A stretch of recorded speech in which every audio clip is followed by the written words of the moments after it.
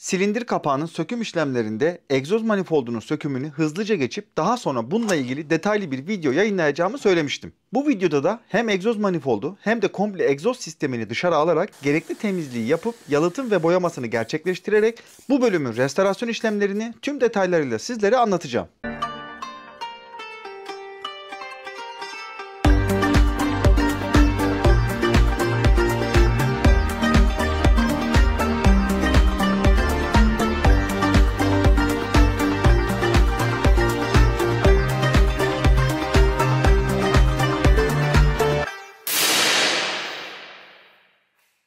Manifoldun üzerinde bulunan bu koruma sacının 4 adet cıvatasını söktüğümüzde saç tamamen boşta kalıyor. Ancak burada bulunan oksijen sensörünün kabloları engel olduğu için akü yanında bulunan sensörün soketlerini çıkartarak geçtiği kanallardan kurtarıp tamamen boşa çıkarttım. Böylece sacı manifold üzerinden alarak sensörün söküm işlemine geçiyorum.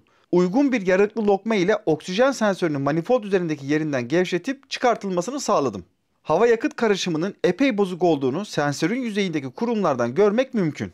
Manifoldu silindir kapağına tutan 13 adet bakırlı somunların söküm işlemine başlayacak olursak bu noktada bazı somunların sökümü ulaşım açısından biraz sıkıntılı. Özellikle dip köşede kalan somunları araç altından uzanarak sökülmesi üst tarafa göre daha kolay olmaktadır.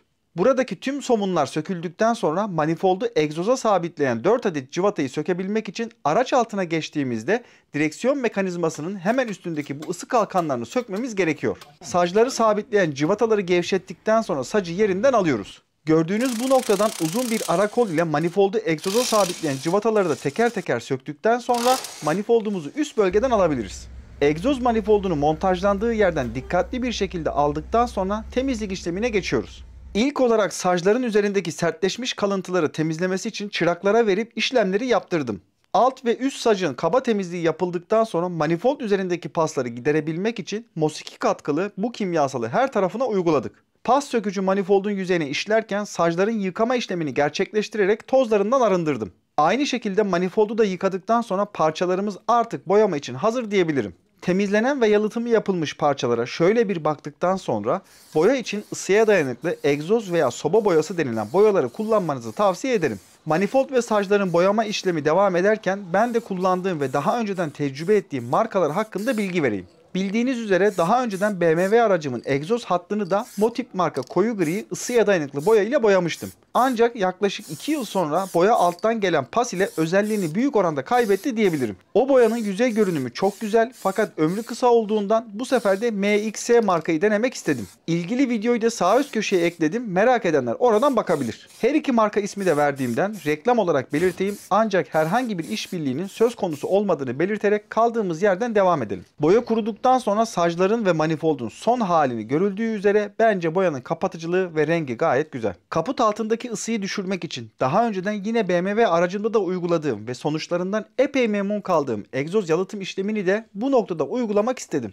Manifoldun yapısından dolayı komple uygulayamasam da kolların büyük bir kısmının sarma işlemini gerçekleştirdim. Diğer videomda belirtmiştim ancak burada da güncel olarak söyleyecek olursam yaklaşık 25 metre uzunluğundaki bu sargı bezini reklam olmasın ama 15 euro civarında Tuzla'da bulunan Alim İzolasyon'dan temin ettim. Kalitesi için de birkaç not düşecek olursam diğer aracımda uyguladığım bu malzemenin şu an yaklaşık olarak 5. senesini doldurmakta. Bu uzun süreçte de herhangi bir yırtılma, dökülme veya özelliğini yitirme gibi bir durumla karşılaşmadım. Özellikle kaput altındaki ısının ciddi oranda düştüğünü fark ettiğim için burada da uygulamak istediğimi tekrar belirteyim. Yalnız şunu da söylemem gerekirse aracı ilk çalıştırdığınızda sargı bezinden yanık kokusu ve dumanlar çıkabilir. Bu durumda 15 dakikalık bir kullanımdan sonra tamamen kaybolacağını belirteyim. Egzoz manifoldundaki işlemler bittikten sonra egzoz hattına geçecek olursak bu parçada da epey paslanmalar mevcut olup orta bağlantı flanşındaki cıvatalarda pastan kaynamış durumda. Egzozu katalizörün olduğu bölgeden düşmemesi için destekleyip şanzıman tarafındaki cıvataların söküm işlemine başlıyorum. Bu cıvatalar söküldükten sonra egzoz sistemi komple askı lastikleri tarafından araca sabitlenmekte. Orta susturucudaki bu askı lastiğini kurtardıktan sonra geriye son susturucudaki bu iki lastik kaldı. Buradaki noktalarından da egzozu kurtardıktan sonra parçayı yavaşça aşağı indirip dışarı alma işlemine başlıyoruz. Egzoz sistemi çok ağır olduğundan birkaç kişiyle yapmanız bu noktada faydalı olacaktır. Temizlik işlemine geçmeden önce bu bağlantı noktasındaki paslanmış ve kötü durumda olan cıvatalardan kurtulmamız gerekiyor.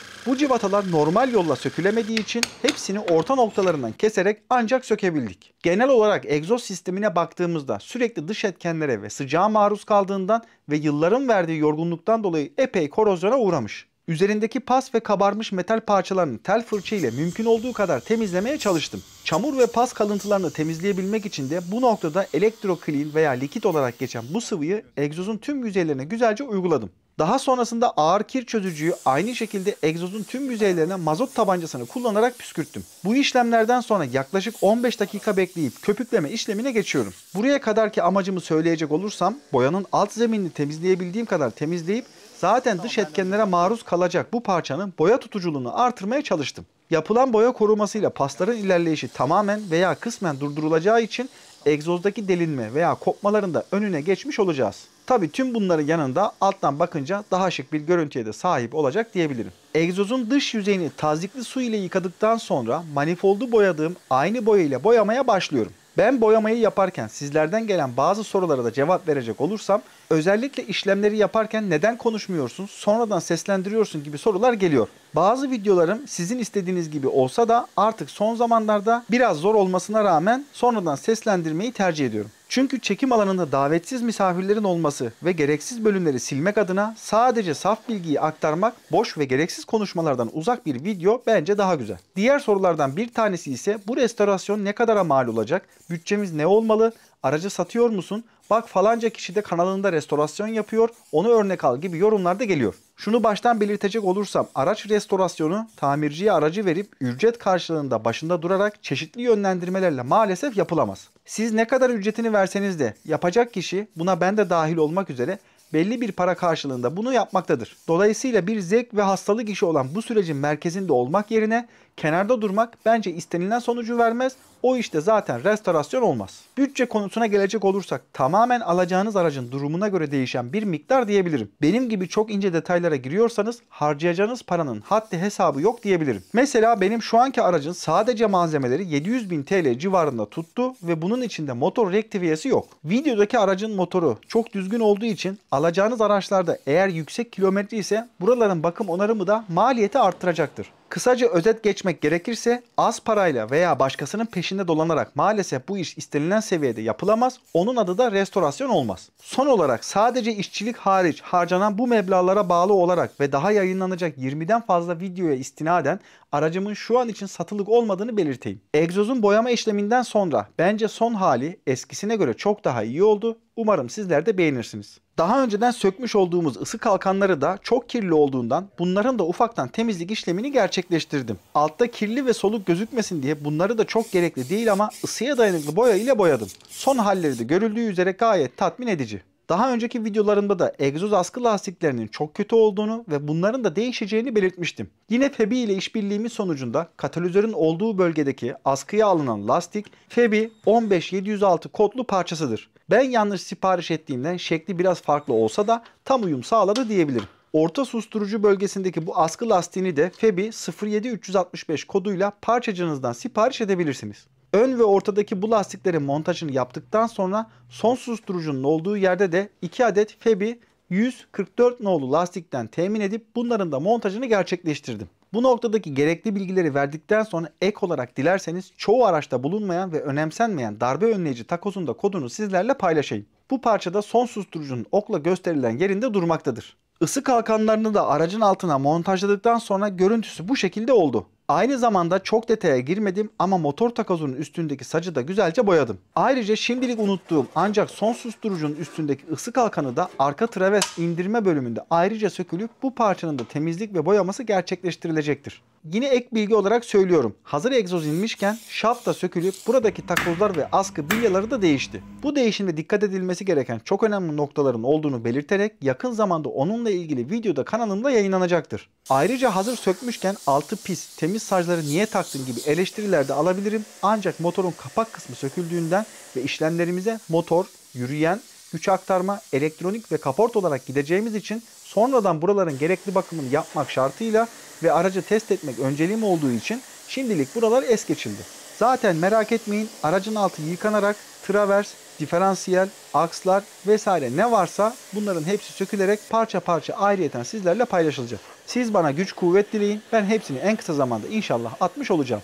Biraz spoiler verdikten sonra bir abimizin yardımıyla egzoz hattını araç üzerindeki konumuna ayarlayarak biraz zor ve ağır olsa da askı lastiklerinden tutturduk. Görüldüğü üzere egzoz şaseye olması gerektiği gibi sabitlendikten sonra araç altında adeta ben buradayım diyor. Orta askının olduğu yerde bulunan ve ek yerinin birleşimini sağlayan cıvataları daha önceden kesmiştik. Buraya da minimum 8.8 grade dayanımında cıvatalardan 4 adet alarak sökümde rahat olsun diye bakırlı gres kullanarak yine bakır somunla yerine montajladım. Bu noktada kesinlikle bakır somun olması şart diyerek manifoldun montajına geçiyorum. Bu arada silindir kapağını montajlayınca egzoz manifoldunun saplamalarını bakırlı gres ile güzelce yağlamıştım. 1400 dereceye dayanabilen bu gres sayesinde somunlar kaynamayacağı için söküm aşamasında teknisyene çok büyük kolaylık sağlayacaktır. Yeni manifold contamızı da yerine yerleştirdikten sonra artık egzoz manifoldunun yerleşimine başlayabiliriz. Montaj esnasında sargı bezinin üzerindeki cam tozu rahatsız edici şekilde kaşıntı yaptığından gerek uygulama gerekse montaj aşamasında eldiven kullanmanızı kesinlikle tavsiye ederim. Montaj esnasında kullanacağımız bu metrik 8 bakır somunları da yine Febi'nin tedariğinde 03687 kodlu somunlardan manifold için 13 adet gerekiyor. Yeni somunları taktıktan sonra kesinlikle ortadan dışa doğru ve alt üst çaprazlama olacak şekilde 17 Nm ile tüm somunları dengeli bir şekilde sıktım. Manifoldu egzoza bağlayan bu uzun civatayı temizleyip aynı şekilde gresledikten sonra yerine yerleştirip hepsini sıralama fark etmeksizin 35 Nm ile torklayarak sıktım. Genelde bu noktada havalı tabanca kullanan yurdum insanı tekrar söküm işleminde civatayı kırdığından egzoz söküm işlemlerinde ulaşımı zor olan bu tarz noktalarda işleri epey zora sokabiliyor. Bu videoyu izleyen tamirci abilerim ve kardeşlerim de olabilir. Size akıl ve tavsiye vermek benim haddime değil ama lütfen bu araçlar bizim milli servetimiz olmakla birlikte yaptığımız işlerde bir sonraki usta veya teknisyenin işini kolaylaştırıcı uygulamalara imza atalım. Nacizane bu küçük tavsiyeden sonra bildiğiniz üzere manifoldu sökerken oksijen sensörünü de sökmüştük. Açıkçası sağlam mı değil mi veya öncesinde araç tesisatı da perişan halde olduğundan herhangi bir arıza tespiti yapamamıştım. Dış yüzeyinin de epey kurum kaplı olduğunu görünce şimdi sağlamsa bile 33 yılda içindeki rezistans illaki bozulmuştur veya bozulması yakındır diyerek yine Febi ile olan işbirliğimiz sonucunda 177-247 kodlu oksijen sensörünü bana göndermişti. Gönderilen bu sensör aracın şase numarasına göre seçildiği için soket yapısı ve OEM numarası birebir araçla uyuşmaktadır. Yeni sensörümüzün montaj dişleri daha önceden greslendiği için